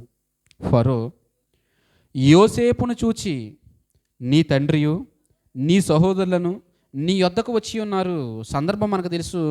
రెండవసారి అన్నదమ్ములు తన దగ్గరకు వచ్చిన తర్వాత తన సహోదరుడుగా యోసేపు వారికి కనబరుచుకున్న తర్వాత విషయమంతా ఫరోకు తెలిసింది. ఫరో ఎవరు అంటే ఐగుప్తు దేశానికి రాజు. యోసేపు ఎవరు అంటే ఐగుప్తు దేశానికి ప్రధానమంత్రి. యోసేపు అన్నదమ్ములు వచ్చారనేటువంటి వార్త ఫరోకు తెలిసింది. ఫరోకు తెలిసిన తర్వాత సహోదరులు తో చెప్పాడు, మీరు వెళ్ళి నా తండ్రిని తీసుకొని రండి అని. వారందరూ వచ్చారు. వచ్చిన తర్వాత వీరందరినీ ఎవరి సమ్ముఖానికి తీసుకెళ్ళాడంటే ఫరో దగ్గరకు తీసుకెళ్ళాడు. ఫరో దగ్గరికి వెళ్ళి తీసుకుని వెళ్ళి పరిచయం చేస్తున్నాడు, ఇతను నా తండ్రి, ఇతను నా సహోదరుడు, ఇతను నా అన్న, ఇతను నా తమ్ముడు అని వారందరినీ పరిచయం చేసిన తర్వాత ప్రియమైనటువంటి దేవుని వాళ్ళారా, ఫరో యోసేపును చూసి అంటున్నాడు, నీ తండ్రి నీ సహోదరులకు నీ యొద్దకు వచ్చి ఉన్నారు కదా. 6వ వచనంలో చెప్తున్నాడు, ఈ దేశము నీ ఎదుట ఉన్నది.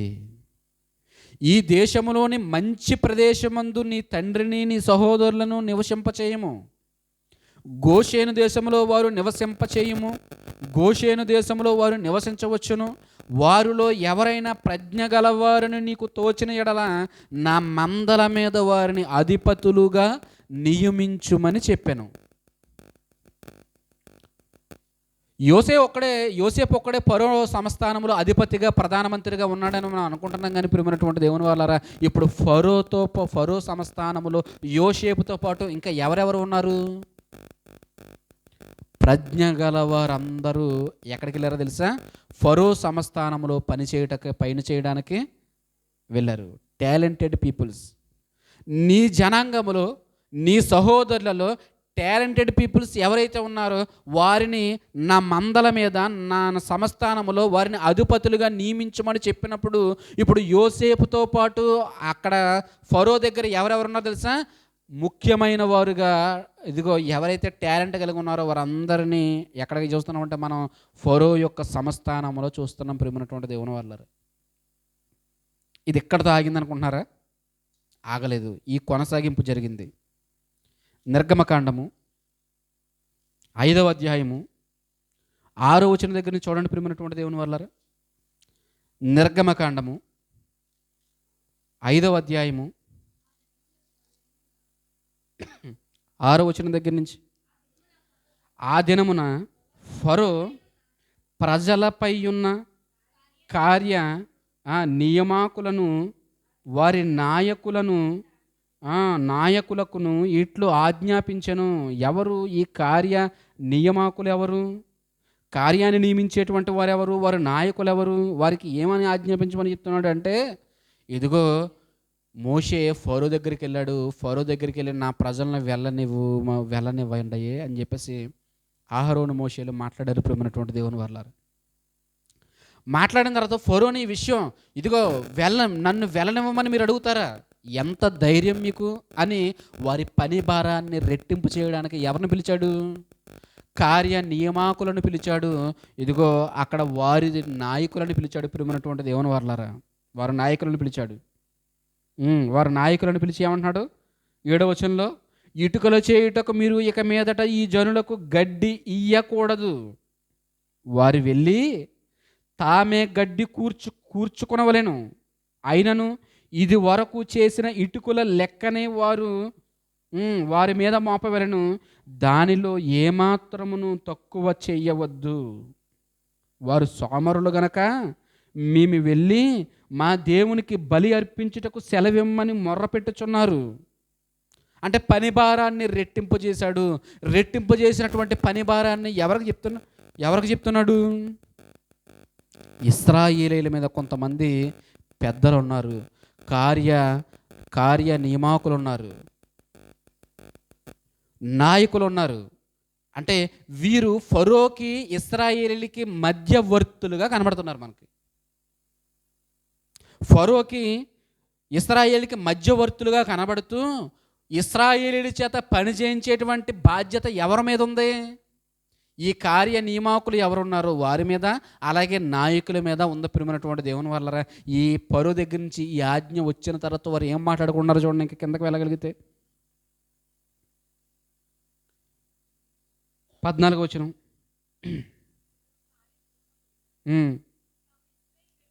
తాము ఇశ్రాయేలీలలో వారి మీద ఉంచిన నాయకులను కొట్టి ఎప్పటి వలె మీ లెక్క చొప్పున ఇటుకలను నిన్న నేడు మీరు ఏల చేయించలేదని అడుగగా, ఇశ్రాయేలీల నాయకులు ఫరో యొద్దకు వచ్చి అంటే ఇశ్రాయేలీల అందరి తరపున ఎవరున్నారు? నాయకులు ఉన్నారు. ఇలాంటి నాయకత్వం వహించే వారిలో ఎవరున్నారో తెలుసా ప్రియమైనటువంటి దేవుని వాళ్ళారా? ధనవంతుడు ఉన్నాడు. దేవుడు ఒక మాట రాయించాడు అంటే దాని వెనకాల ఎంత వివరణ ఉంటుందో మనం అర్థం చేసుకోవాలి ప్రియమైనటువంటి దేవుని వాళ్ళారా. ఇశ్రాయేలీయుల మీద ఎవరున్నారంటే నాయకులు ఉన్నారు. ఆ నాయకులు ఎవరి కింద వారు ఉంటున్నారంటే కార్యనియామకుల కింద ఉంటున్నారు. ఈ కార్యనియామకులకి ఎవరు ఆజ్ఞాపిస్తారంటే ఫరో ఆజ్ఞాపిస్తున్నాడు. అంటే ఫరో సముఖములో వీరు దర్జాగా బ్రతికారు. ఎప్పటి వరకు? మోషే వచ్చేంత వరకు. మోషే వచ్చేంత వరకు, మోషేతో దేవుడు మాట్లాడి నువ్వు వెళ్ళు నా జనుని నేను విడిపిస్తాను అనేంత వరకు కూడా వీరు ఆడిందే ఆట, పాడిందే పాట ప్రియమైనటువంటి దేవుని వాళ్ళారా.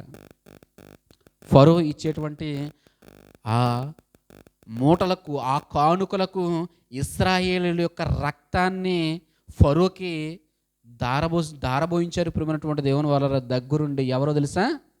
వీరే ఈ నాయకులు. ఆ మాట మరలా చదవండి, 15వ వచనం.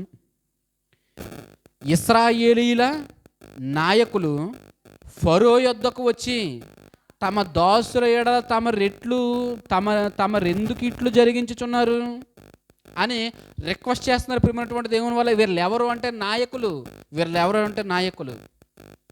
అప్పటి వరకు వీరిని బాగా చూసుకున్నాడు ప్రియమైనటువంటి దేవుని వల్ల. ఎందుకో తెలుసా? ఇశ్రాయేలు దగ్గరికి వెళ్ళి వీళ్ళు ఏం చెప్తున్నారంటే ఫరో ఇది చేయమంటున్నాడు, మనం ఖచ్చితంగా చెయ్యాలి అని వీరు ఇశ్రాయేలుతో పని చేస్తున్నారు. అంటే మీరు అర్థం చేసుకోండి ప్రియమైనటువంటి దేవుని వాళ్ళారా, అర్థం చేసుకోండి. తమ వారే శత్రువులయ్యారు. తమ వారే శత్రువులయ్యారు. 1947 సంవత్సరానికి ముందు, అంటే స్వతంత్రం రావడానికి ముందు మన దేశాన్ని ఎవరు పరిపాలించారు? బ్రిటిష్ వారు పరిపాలించారు. అంటే బ్రిటిష్ వారు పరిపాలించినప్పుడు మన దేశం ఎలా ఉంటుందో వాళ్ళకి తెలియదు ప్రియమైనటువంటి దేవుని వాళ్ళారా. ఏ రాజ్యంలో ఎంతమంది సైనికులు ఉంటారో, ఆ సైనికుల్ని ఎలా ఛేదించాలో, వాళ్ళ బలం ఏంటో, వాళ్ళ బలహీనతలు ఏంటో ఇవన్నీ బ్రిటిష్ వాడికి తెలియదు. కానీ వాడికి ఈ హింట్స్ ఇచ్చింది ఎవరో తెలుసా? ఇక్కడ ఉన్నటువంటి లూప్ హోల్స్ చెప్పింది ఎవరో తెలుసా? మన భారతీయులు. దేని కొరకు ఆశపడి? వాడిచ్చేటువంటి డబ్బు, వాడిచ్చేటువంటి బంగారం, వాడు ఇచ్చేటువంటి ఆ సుఖాలకు అలవాటు పడి వాటికి అలవాటు పడి ఆ కక్కుర్తి పడి ప్రియమైనటువంటి దేవుని వాళ్ళారా అనేక మంది భారతీయులు ఇంకో చెరలోకి వెళ్ళడానికి, వారి దాస్యత్వంలోనికి వెళ్ళడానికి కారణం ఏంటో తెలుసా ప్రియమైనటువంటి దేవుని వాళ్ళారా? బ్రిటిష్ వాడు మన దేశానికి వచ్చి మనల్ని పరిపాలించడానికి గల కారణం వాడు కాదు. కారణం ఎవరు? మనోళ్ళే. అప్పుడున్నటువంటి ధనికులు, అప్పుడున్నటువంటి ఎవరైతే సామంతులు ఎవరైతే ఉన్నారో వారితో చేతులు కలిపారు ప్రియమైనటువంటి దేవుని వాళ్ళారా. హిస్టరీ మీరు చూడండి, హిస్టరీలో ఏం జరిగింది అంటే ప్రజలందరూ కూడా దాస్యత్వంలోకి, బానిసత్వంలోకి వెళ్ళడానికి గల కారణం ఏంటో తెలుసా? కొంతమంది స్వార్థపరుల యొక్క ఆలోచన వలన ఎంతమంది నలిగిపోతున్నారే, ఇన్ని కోట్ల మంది నలిగిపోతున్నారే అనేటువంటి ఆలోచన ఏమాత్రం ఉండదు ప్రియమైనటువంటి దేవుని వాళ్ళారా. వాడు కడుపు నిండితే చాలు, వాడికి ధనం వస్తే చాలు, వాడు బాగుంటే చాలు, వాడు కుటుంబం బాగుంటే చాలు, పక్కోడు ఈ సర్వనాశనం అయిపోయిన వాడికి అవసరం లేదు ప్రియమైనటువంటి దేవుని వాళ్ళారా. అటువంటి స్థితిలో చాలామంది ఉండిపోరు ప్రియమైనటువంటి దేవుని వాళ్ళారా. అటువంటి కోవకు చెందినవాడు ఎవడు? ధనవంతుడు. ఇశ్రాయేలు నలిగిపోతున్నారు, ఇశ్రాయేలు వేదనలో ఉన్నారు, ఇశ్రాయేలుకి చావే మార్గంగా కనబడుతుంది ప్రియమైనటువంటి దేవుని వాళ్ళ. అటువంటి పరిస్థితుల్లో తనకున్న ధనాన్ని సహోదరులకి ఇచ్చి వారిని ఆదరించవలసిన వాడు ఏమయ్యాడు? ఇశ్రాయేలు గుట్టు తీసుకుని వెళ్ళి ఫరో దగ్గర పెట్టి ఫరో ఇచ్చేటువంటి పైసల కోసం ఇతను ఏం చేస్తున్నాడు ప్రియమైనటువంటి దేవుని వాళ్ళారా? ఎదురు చూస్తున్నాడు. అంటే మీరు ఆలోచించండి ప్రియమైనటువంటి దేవుని వాళ్ళారా, ఎవడెలా పోతే నాకేంటి అని అనుకున్నాడు ధనవంతుడు.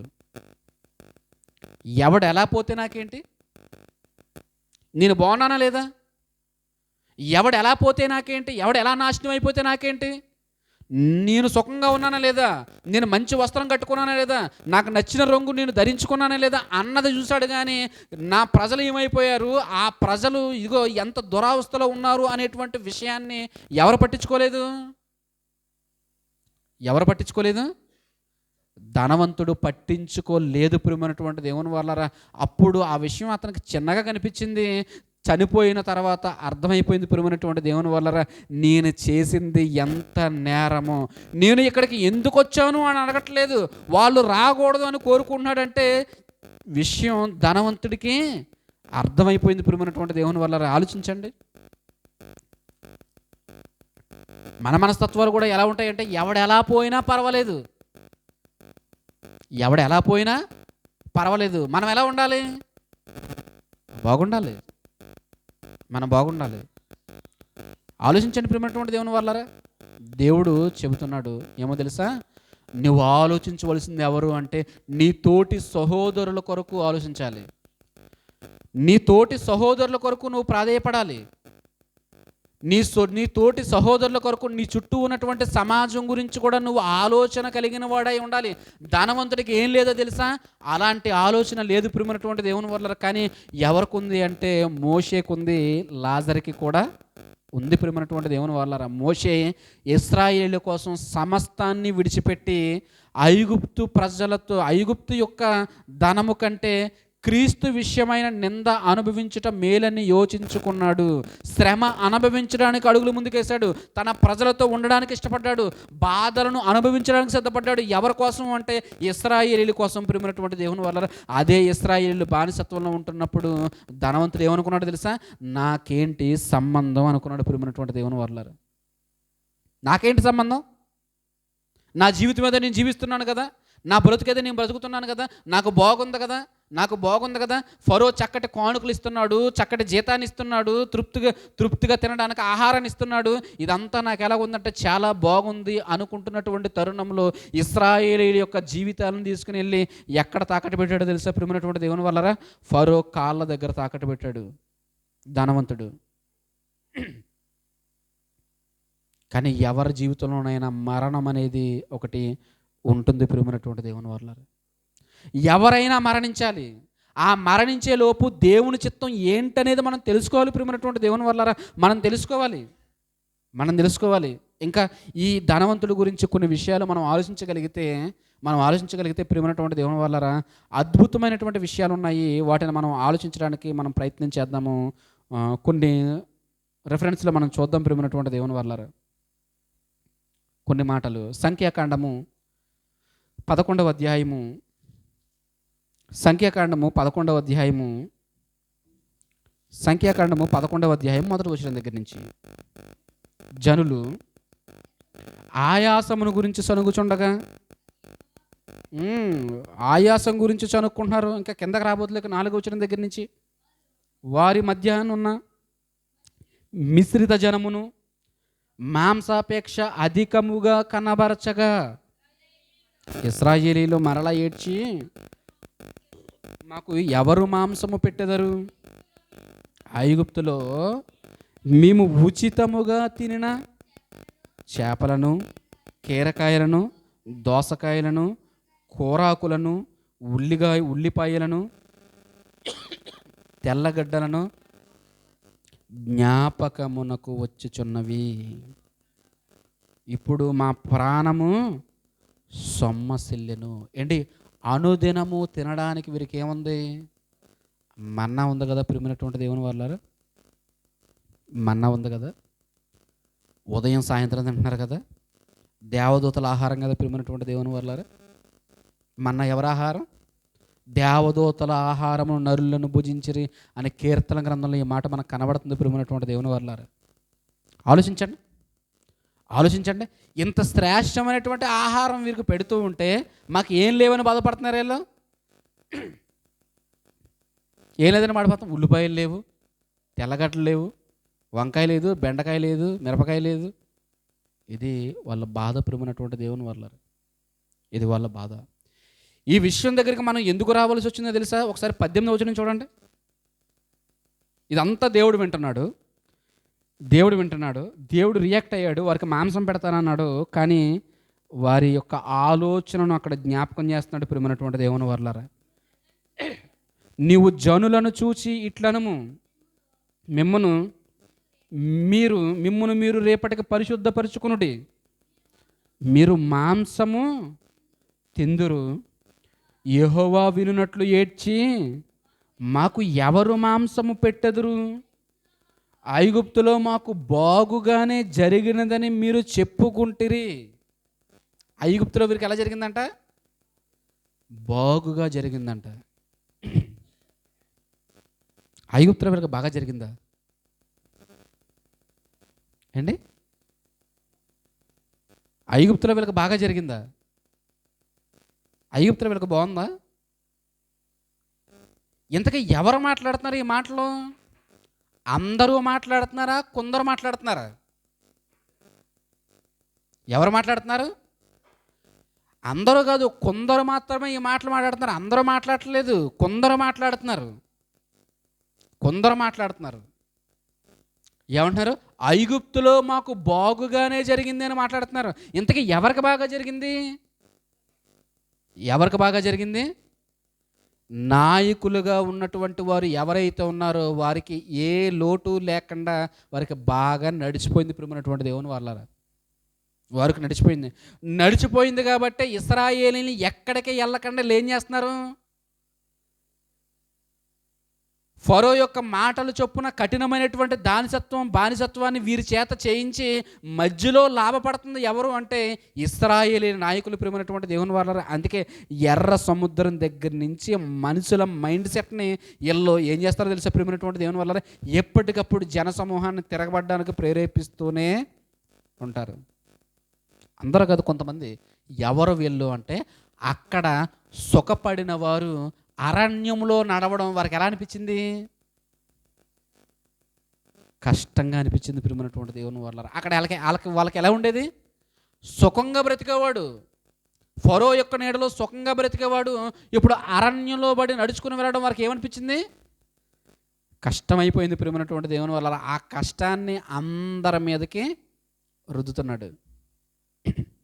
అందరికి మీదకి రుద్ది, మాకు ఐగుప్తులో బాగా జరిగిందే, మీరు మిగతా వాళ్ళు అందరికీ జరిగిందా? మట్టి మోసేవాడికి జరిగిందా అంటే లేదు. ప్రియమైనటువంటి దేవుని వల్ల వాడికి అన్నమే లేదు, వాడికి ఆహారమే లేదు, ప్రియమైనటువంటి దేవుని వల్ల. అటువంటి వాడు ఇన్ని రుచులు కలిగినటువంటి ఆహారం వాళ్ళు ఎక్కడ తింటారు? ప్రియమైనటువంటి దేవుని వల్ల. ఇగో వారికి ఉన్నటువంటి ఎవరు సుఖపడ్డారు అని మనం చూడగలిగితే ప్రియమైనటువంటి దేవుని వల్ల ఈ మధ్యరేఖాన్న ఉన్నవాడు చూసారా, వాడే బాగుపడతాడు.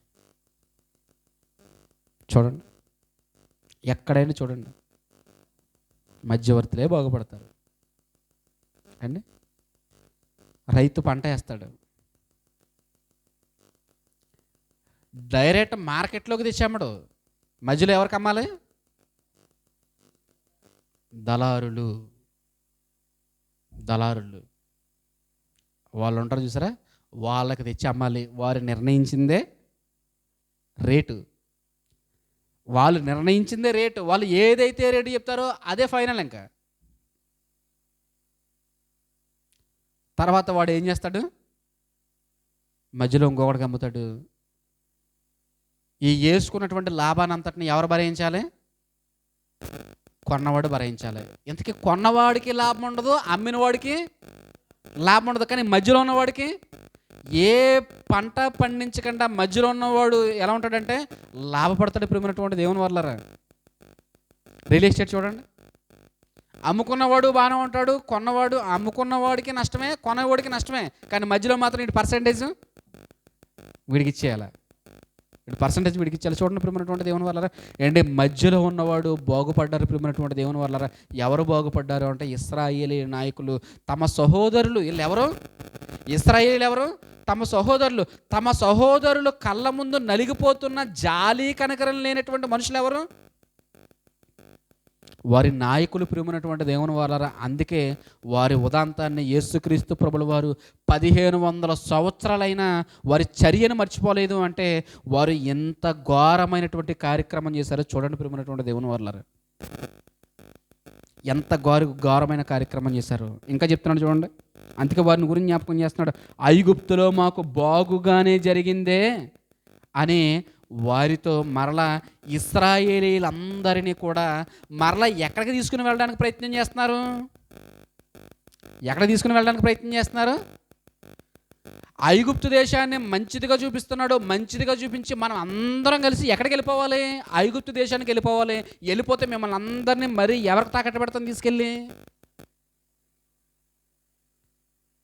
ఫరోకి తాకట్టు పెడతామని చెబుతున్నారు ప్రియమైనటువంటి దేవుని వాళ్ళారా. మనం ఐగుప్తుకి వెళ్ళిపోదాం, ఐగుప్తుకి వెళ్ళిపోదాం, ఐగుప్తుకి వెళ్ళిపోదాం అనేటువంటి మాటలు మనకు కనిపిస్తాయి. చూడండి 14వ అధ్యాయం 4వ వచనం చూడండి ప్రియమైనటువంటి దేవుని వాళ్ళారా. 14వ అధ్యాయము 4వ వచనము. వారు మనము నాయకుని ఒకరిని నియమించుకుని ఐగుప్తునకు తిరిగి వెళ్ళుదామని ఒకరితో ఒకడు చెప్పుకుని చుండగా, అంటే వీరి మనసులో ఏం నాటేశారో తెలుసా? మనం కానాను దేశానికి వెళ్ళడానికి వీల్లేదు. మనం ఎక్కడికి వెళ్ళిపోవాలి? తిరిగి అంటే బానిసత్వంలోకే వెళ్ళిపోవాలనేటువంటి మోటివేషన్లోనికి ఎవరిని తీసుకెళ్లారు? ఇశ్రాయేలుని అందరినీ తీసుకుని వెళ్ళారు ప్రియమైనటువంటి దేవుని వాళ్ళారా. అందుకే ప్రియమైనటువంటి దేవుని వాళ్ళారా, మోషే మాటలు వినడానికి ఇష్టపడలేదు. 250 మంది విరోధంగా లెగిశారు. విరోధంగా లెగిసి నిన్ను మాత్రమే నాయకుడిగా పెట్టాడు ఆ దేవుడు, మేము నాయకులు కదా అని మోషే మీదకి తిరగబడ్డారు ప్రియమైనటువంటి దేవుని వాళ్ళారా. అది మనం చూస్తున్నాం. దాతాము, కోరాహు, అబీరాముల యొక్క సందర్భంలో మనం చూడగలిగితే ప్రియమైనటువంటి దేవుని వల్ల సుమారు 200 మంది 250 మంది ఇగో దేవునికి విరోధంగా లేచారు. దేవునికి విరోధంగా లేచి వీరి ఆలోచన ఏంటి అంటే, ఇదిగో మోషేకి విరోధంగా మాట్లాడాలి, అహరోనికి విరోధంగా మాట్లాడాలి, దేవునికి విరోధంగా ప్రజలు నిలవబెట్టాలి అని వీరు ఆలోచన కలిగి ఉన్నారు ప్రియమైనటువంటి దేవుని వాళ్ళ. అంటే ప్రజలలో ఉన్నటువంటి నాయకుల యొక్క మనస్తత్వం ఏంటి అంటే, అక్కడికి వెళితే మా జీవితాలు బాగుంటాయి, ప్రజలు ఏమైపోయినా పర్వాలేదు, ప్రజలు ఎలా చచ్చిపోయినా పర్వాలేదు, ప్రజలు ఎన్ని ఇబ్బందులు పడినా పర్వాలేదు, నా సహోదరులు ఎలా నాశనం అయిపోయినా నాకు అనవసరం, నా జీవితం బాగుంటే చాలని తమ జీవితాల కొరకు, తమ స్వార్థాల కొరకు ఎదుటి వ్యక్తి జీవితాన్ని పాడు చేసినందుకు ఒక వ్యక్తికి విధిస్తున్నటువంటి శిక్ష ఏంటో తెలుసా? వేదనకరమైనటువంటి స్థలము. వేదనకరమైనటువంటి స్థలము. వేదనకరమైనటువంటి స్థలము. చూడండి ప్రియమైనటువంటి దేవుని వల్ల లోక సువార్త 16వ అధ్యాయము 24వ వచనము. లోక సువార్త 16వ అధ్యాయము 24వ వచనము. తండ్రివైన అబ్రహామా, నా యందు కనికరపడి. భూమి మీద ఉన్నప్పుడు మాత్రం ఇతను ఎవరిని కనికరించలేదు. తన రక్త సంబంధికులు ఇశ్రాయేలీలు ఎవరు? రక్త సంబంధికులు, ఒకే తండ్రి గర్భాన పుట్టినటువంటి 12 మంది పిల్లల యొక్క జనాంగం ప్రియమైనటువంటి దేవుని వల్ల ఇశ్రాయేలీలు అనగానే ఎంత ప్రేమ ఉండాలి, ఎంత అనురాగం ఉండాలి, ఎంత ఆప్యాయత ఉండాలి ప్రియమైనటువంటి దేవుని వల్ల. ఇప్పుడు చూడండి వీళ్ళందరూ కలిసి ఈ ఇశ్రాయేలీలో ఉన్నటువంటి ఈ ధనవంతుడు ఎవరి మీద కనికరపడలేదు. ఎవరి మీద కనికరపడకుండా ఎవడ అలా పోతే నాకేంటి అని అనుకున్నాడు ప్రియమైనటువంటి దేవుని వాళ్ళరా. దేవుడు వాడికి శిక్ష విధించడానికి సిద్ధపడ్డాడు. ఏంటి అని మనం చూడగలిగితే, ఇదిగో ఆయన చెప్తున్నాడు, నా తండ్రివైన అబ్రహామా, నా యందు కనికరపడి తన వ్రేలి కొనను ముంచి నీళ్ళల్లో ముంచి నా నాలుకను చల్లార్చుటకు లాజరును పంపుము. ఈ బాధ ఎందుకు అనుభవిస్తున్నాడో తెలుసా ప్రియమైనటువంటి దేవుని వాళ్ళరా? తన తరములో ఉన్నటువంటి దేవుని పిల్లలను నిర్లక్ష్యం చేశాడు. నాకెందుకులే అనుకున్నాడు, స్వార్థంగా ఆలోచించాడు, నేను బాగుంటే చాలు అని అనుకున్నాడు ప్రియమైనటువంటి దేవుని వాళ్ళరా. అందుకే ప్రియమైనటువంటి దేవుని వాళ్ళరా తన జీవితం ఎక్కడికి వెళ్ళిపోయిందంటే నిత్య నరకాగ్నికి వెళ్ళిపోయింది. ఇప్పుడు ఆలోచించండి ప్రియమైనటువంటి దేవుని వాళ్ళరా. ఒకడు వేదనలో ఉంటే మనం ఎలా ఉన్నాం, ఒకడు బాధలో ఉంటే మనం ఎలా ఉన్నాం, ఒకడు ఇబ్బందుల్లో ఉంటే మనం ఎలా ఉన్నాం, ఒకడు కష్టంలో ఉంటే మనం ఎలా స్పందిస్తున్నాం. ఇది చాలా ముఖ్యమైనది ప్రియమైనటువంటి దేవుని వాళ్ళరా. చాలా ముఖ్యమైనది ఇది, చాలా ముఖ్యమైనది. ఎందుకో తెలుసా? నీ సహోదరుల విషయంలో దేవుడు నిన్ను ఖచ్చితంగా ఏమడుగుతాడంటే లెక్క అడుగుతాడు. నీ సహోదరుల విషయంలో దేవుడు నిన్ను ఖచ్చితంగా లెక్క అడుగుతాడు. లెక్క అడుగుతాడు.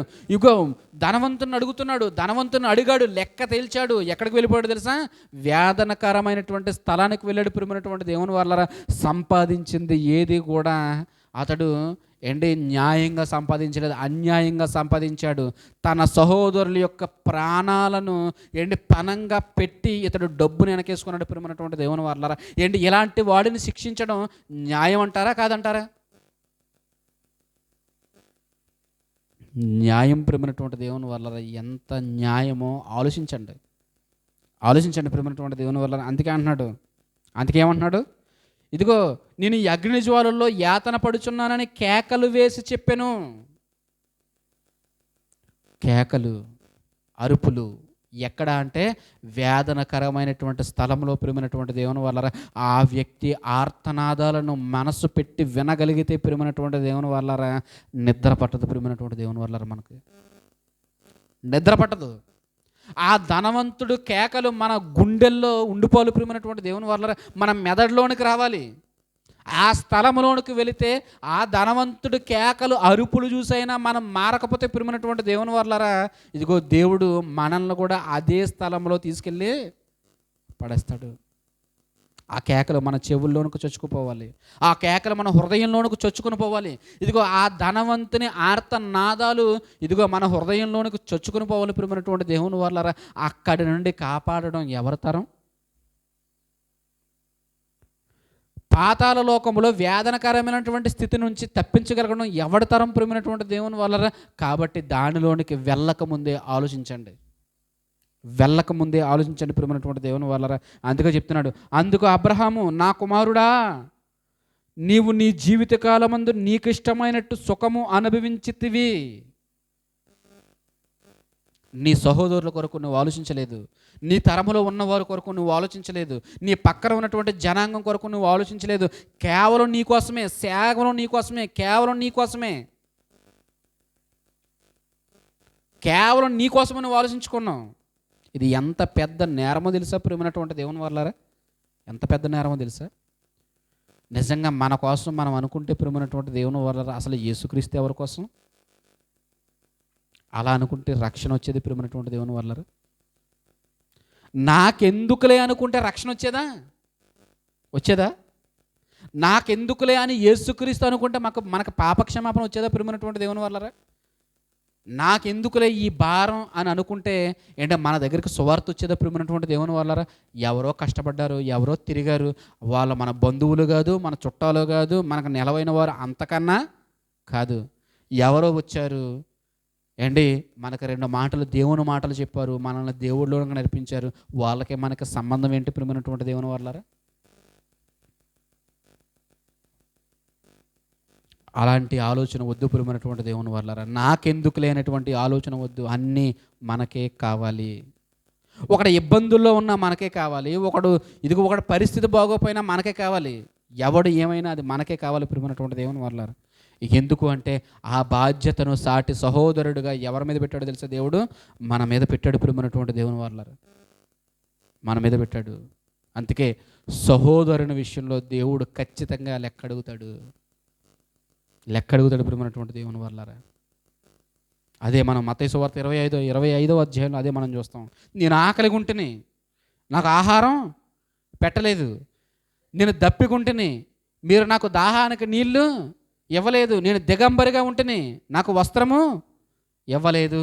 అంటే నేను ఇబ్బందుల్లో ఉన్నాను. ఎలా అంటే ఒక సహోదరుడిగా ఇబ్బందుల్లో ఉన్నాను, ఏమీ లేనివాడుగా నేను ఉన్నాను.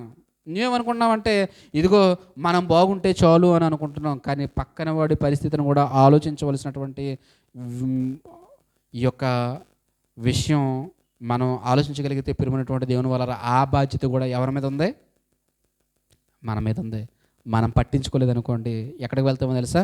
ధనవంతుడు ఎక్కడికి వెళ్ళాడో అదే పరిస్థితుల్లోనికి మన జీవితాలను మనం తీసుకుని వెళ్ళిపోతాం ప్రియమైనటువంటి దేవుని వల్ల. కాబట్టి ఆలోచించండి, ధనవంతుడు ఎక్కడికి వెళ్ళాడంటే వేదనకరమైనటువంటి స్థలానికి వెళ్ళాడు, తిరిగి రాని ప్రదేశానికి వెళ్ళాడు. అతడు చేసినటువంటి నేరం ఏంటి అంటే ఇదిగో తాను బాగున్నప్పటికీ తన సహోదరుల విషయంలో పట్టించుకోకపోవడమే. ఎవరు ఎలా పోతే నాకేంటి అని సహోదర ప్రేమ లేనివాడుగా ఆడో బ్రతకడాన్ని బట్టి ప్రియమైనటువంటి దేవుని వల్లరా అతను నిత్య నరకాగ్నికి వెళ్ళిపోయాడు. కాబట్టి ఆలోచించండి, మంచి నిర్ణయాన్ని తీసుకోండి. మన జీవితాలలో మనం అనేక మందికి దేవుని వాక్యాన్ని ప్రకటించాలి, అనేక మందికి సువార్త ప్రకటించాలి, అనేక మందిని మనం ఆదుకోవాలి ప్రియమైనటువంటి దేవుని వల్లరా. కాబట్టి ఎదుటి వ్యక్తి విషయంలో ఖచ్చితంగా మనం స్పందించాలి.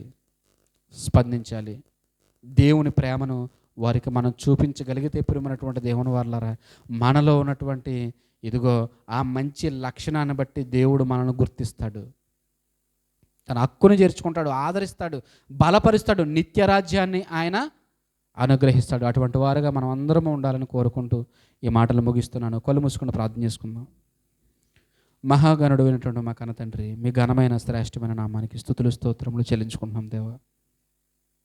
నీ ఉన్నతమైనటువంటి ప్రేమను బట్టి నీకు కృతజ్ఞతాస్తుతులు చెల్లించుకుంటూ ఇప్పటి వరకు మీరు మాట్లాడినటువంటి మాటలను బట్టి తండ్రి దేవా, మేము చక్కగా నీ కొరకు బ్రతుకులాగున సహాయం దయచేయండి, మమ్మల్ని బలపరచండి. విన్నటువంటి మాటలను బట్టి తండ్రి దేవా, అవును నాయన, ఆ రోజు ధనవంతుడు ఆయనకున్నటువంటి మనస్తత్వాన్ని దగ్గర దేవా మా ముందు పెట్టి మేము ఎలా ఉండాలో తండ్రి మాకు నిర్దేశించినందుకు మీకు కృతజ్ఞతాస్తుతులు చెల్లించుకుంటున్నాం. ఆయన మేము చక్కగా మీ కొరకు బ్రతుకున్నట్లుగా మా హృదయంలో మీ మాటలను స్థిరపరచండి.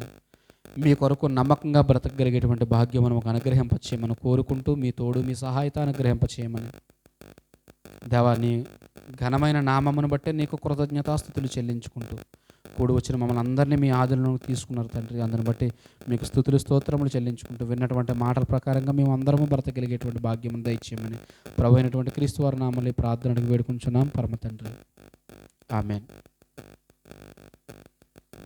ఈ సమయంలో ప్రభు బల నిమిత్తం